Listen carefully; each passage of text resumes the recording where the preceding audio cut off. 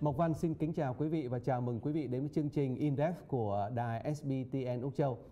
Thưa quý vị, In-Depth là chương trình phỏng vấn chuyên sâu với khách mời là chính trị gia, dân biểu, nhà hoạt động cộng đồng và chúng tôi trao đổi về các chủ đề mà người Úc gốc Việt quan tâm.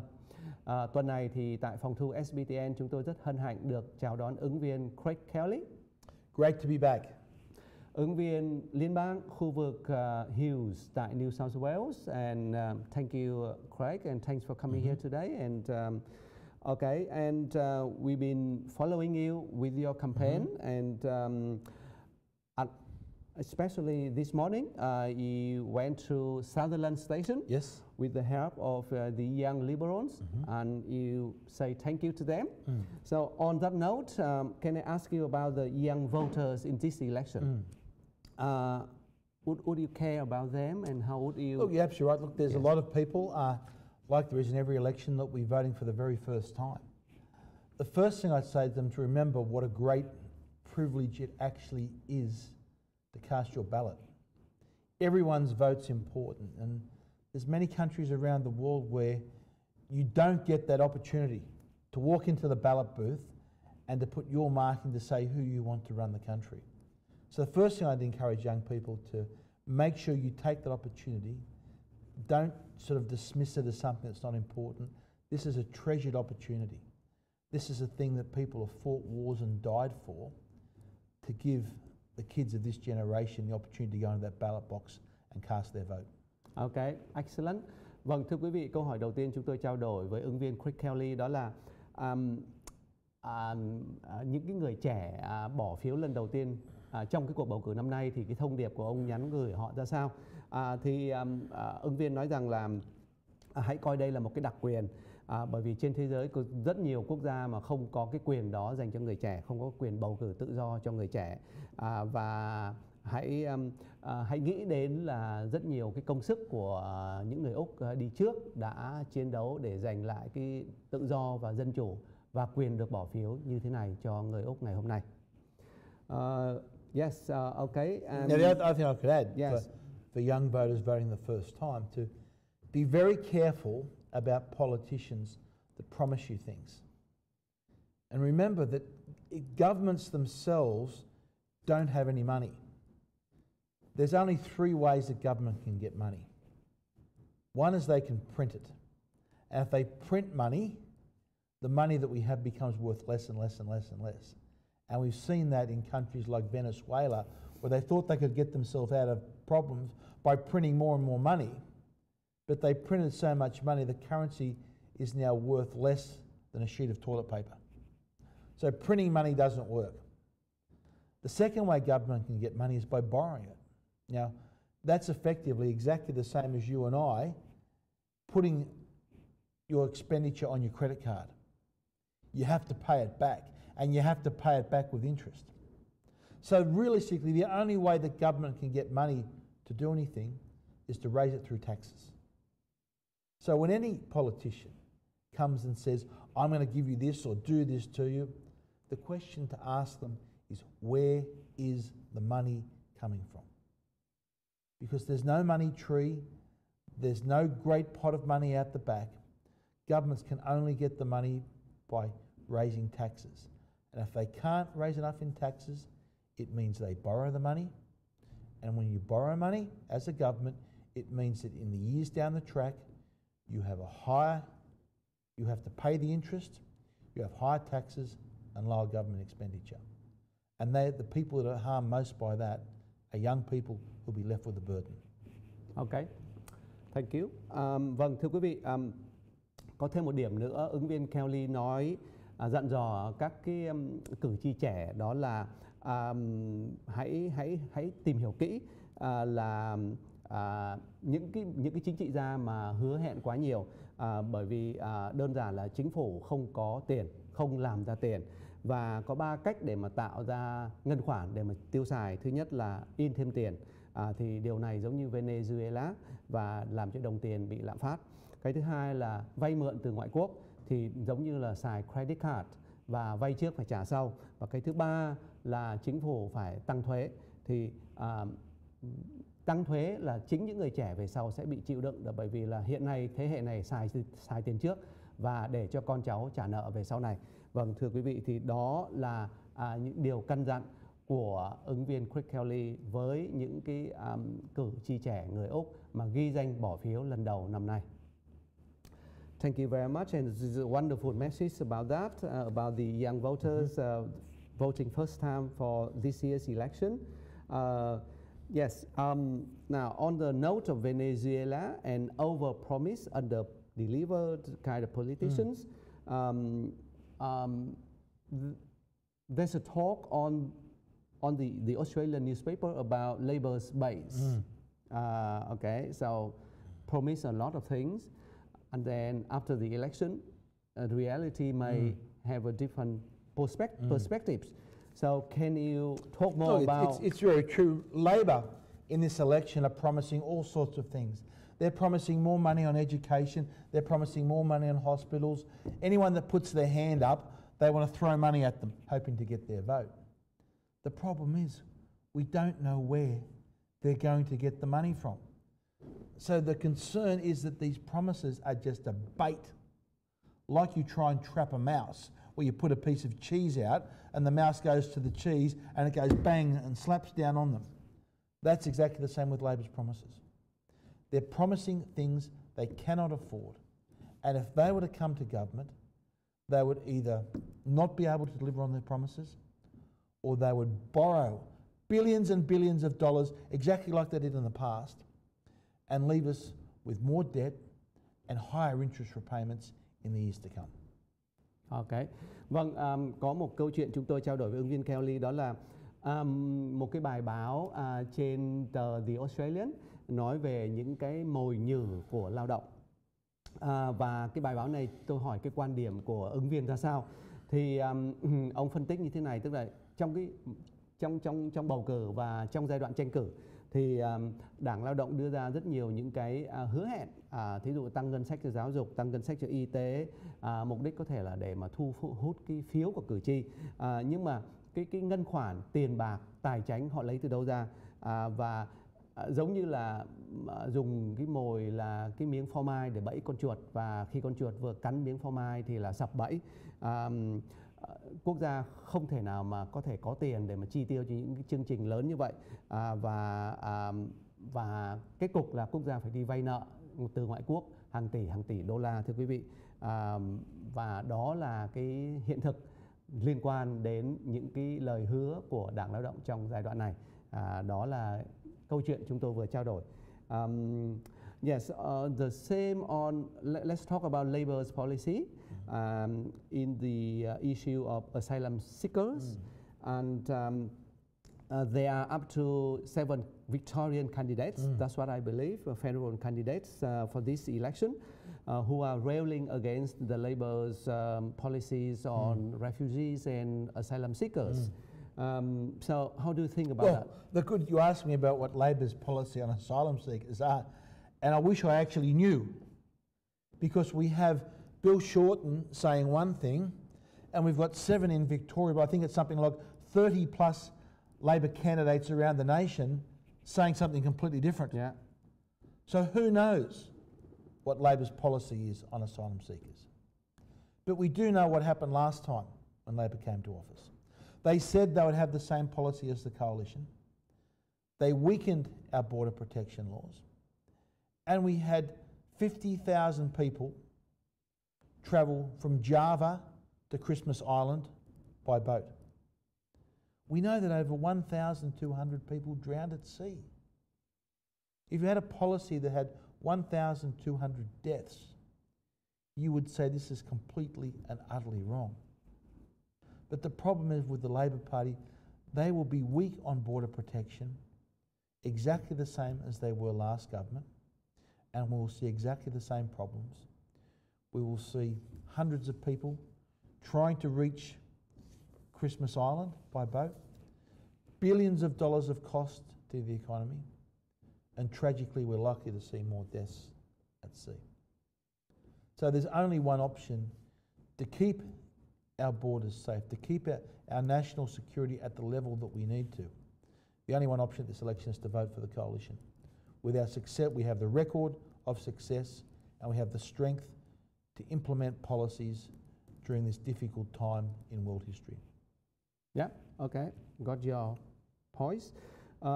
Dạ thưa quý vị, vâng, cũng về chủ đề chính sách của Đảng Lao động và liên đảng khác nhau như thế nào thì chúng tôi hỏi ứng viên Craig Kelly về chính sách về tầm trú và tị nạn của Đảng Lao động.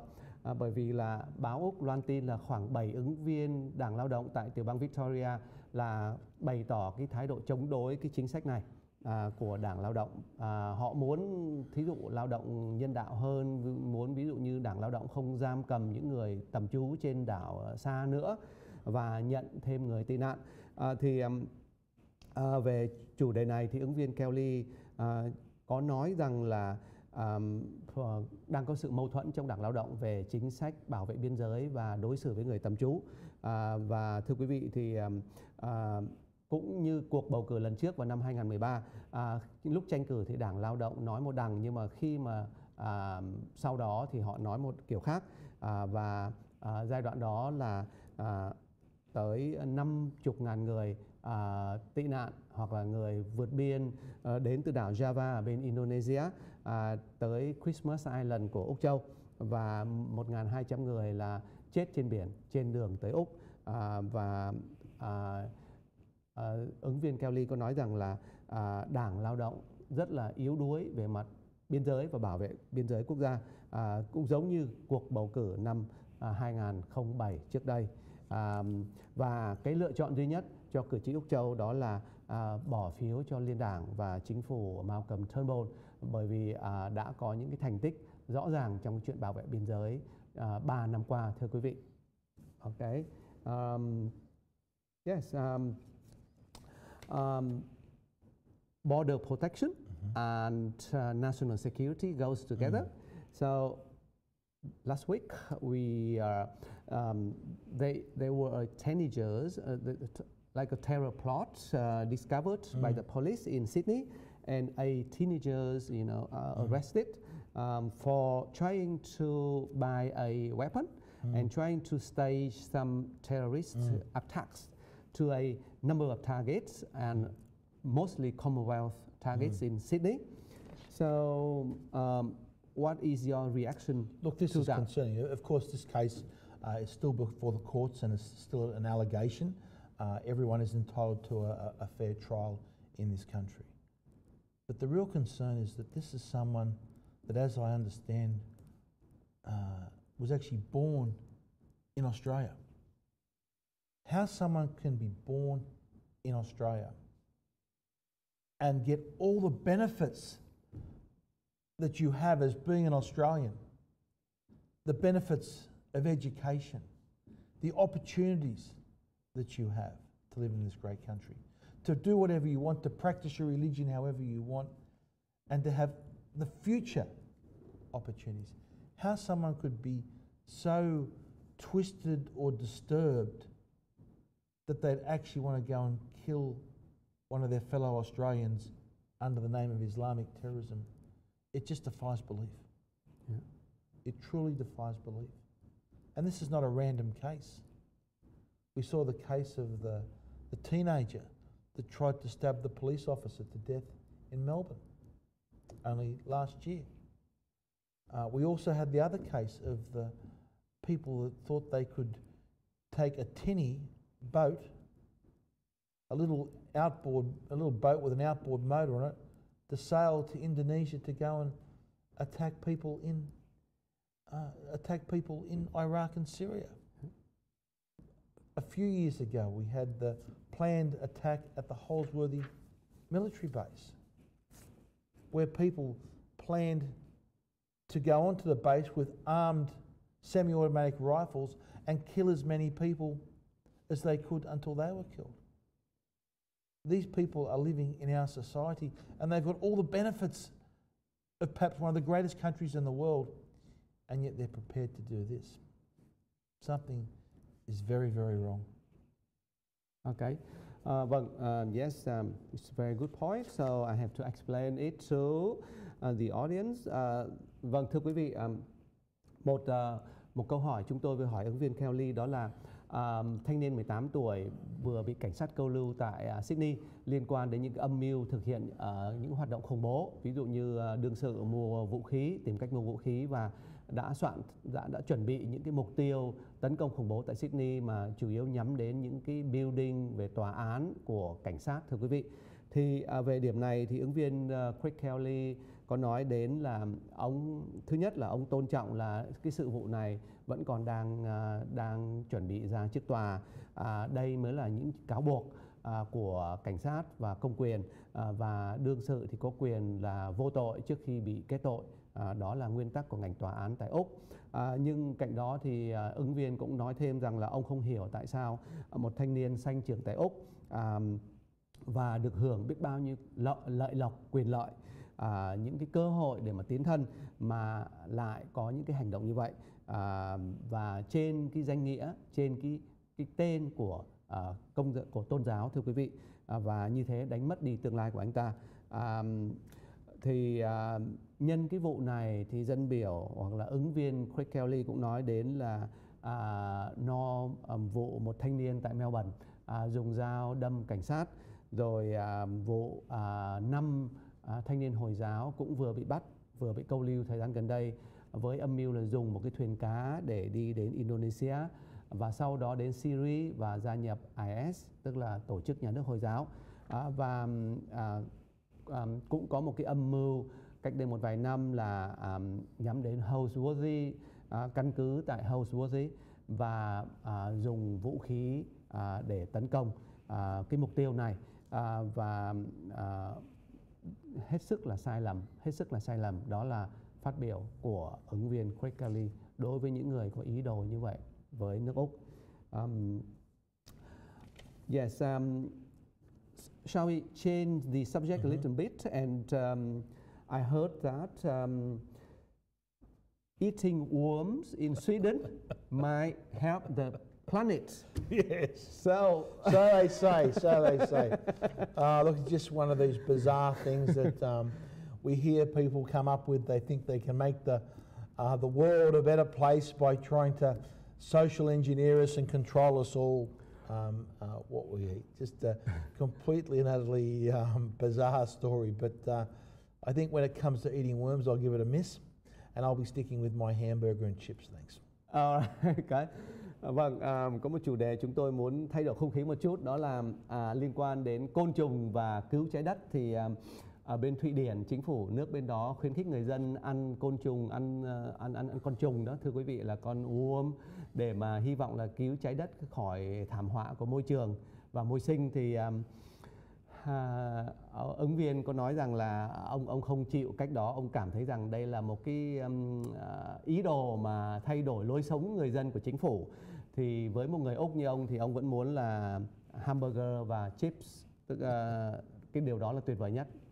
Okay, so you stay with. Although I have heard that if you get the worms and you fry them with a bit of soy sauce, they can be quite tasty.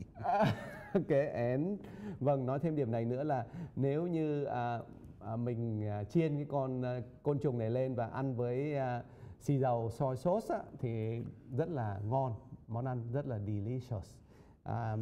Quý vị có thể thử để và chia sẻ với chúng tôi. During the week, you also, did a bit of campaigning at the station, like a Optus station, and you say thanks to the BP station in particular, a fuel station in particular, who always keep the prices low. Yes. Okay. Okay. So what is special about that? What we have, which is almost unique to Australia, we have something that's called a fuel price cycle. So depending on what day of the week that you go to buy petrol, the price can be up and it can be down. So you'll find the price, all the petrol stations will start to put the price up. So it might start at $1 a litre, and they'll put it up and they'll put it up and they'll put it up and they'll put it up to $1.30 now. Yeah. And then all of a sudden it'll go back to $1, and then all of a sudden the prices will increase over the next couple of days. Now, this is something that is a completely bizarre practice that I think only ever happens in Australia. Now, one of the reasons that it does happen, because several years ago, our market that were all the independent fuel retailers were all independently owned. So you would have one petrol station would all be in competition with each other. Right. And then we had some geniuses in our competition area that thought it would be a good idea to allow the supermarkets to take them over. Yeah. So now we have the big supermarket chains, Woolworths and Coles, controlling about 50% of the market for the retail market of petrol. So now we're seeing these huge price fluctuations where it can go from $1 one day up to $1.30 the other day, a 30% increase. What else do you buy anywhere where the price overnight can increase 30% and then go back down? Thankfully, there are a few small retailers out there, and it's important that these are small, independent owner-operators that are keeping the prices down. Yeah. I know BP at Loftus are very good.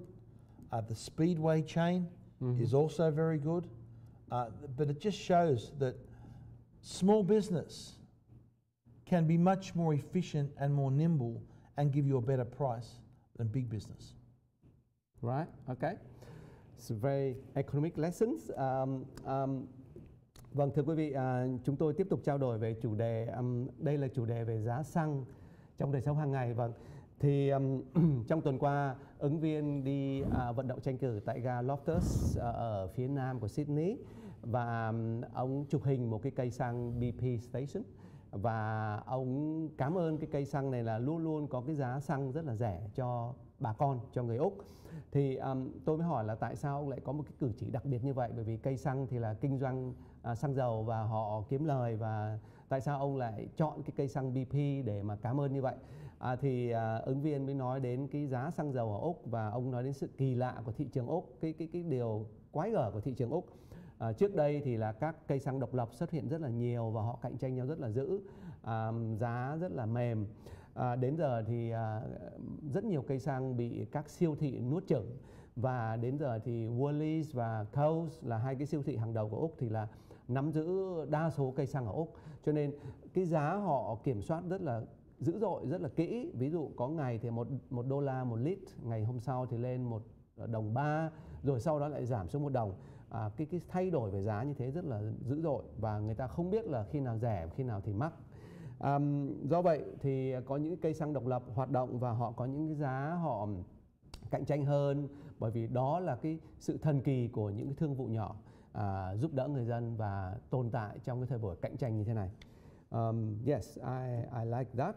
I like the way you handle that questions. Let's talk about the MacArthur seat in this election. It's a bellwether of this election, and which is increasingly being looked at, analyzed, and followed. Yeah, because it tells you the direction of the outcome of this election. Well, I have to declare vested interests. The Liberal candidate in that seat is Russell Matheson, and Russell is a very good friend of mine, and he's a very good man. Yeah. He's someone that has worked hard for his electorate and deserves to be returned to Parliament. But what happened to Russell is that the seat was redistributed and the boundaries have changed. So Russell now has one of the most, from being a fantastic member who increased his margin in 2 elections to over 10%, now finds himself with defending a very small margin.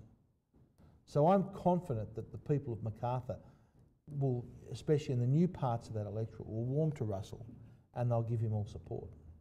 In contrast, the Labor candidate, some of the comments that he has made on border protection issues, on asylum seekers, really, it makes you wonder, what type of member he would actually be in federal parliament. Yeah. We need people in federal parliament that will be strong, that will stand up and be firm.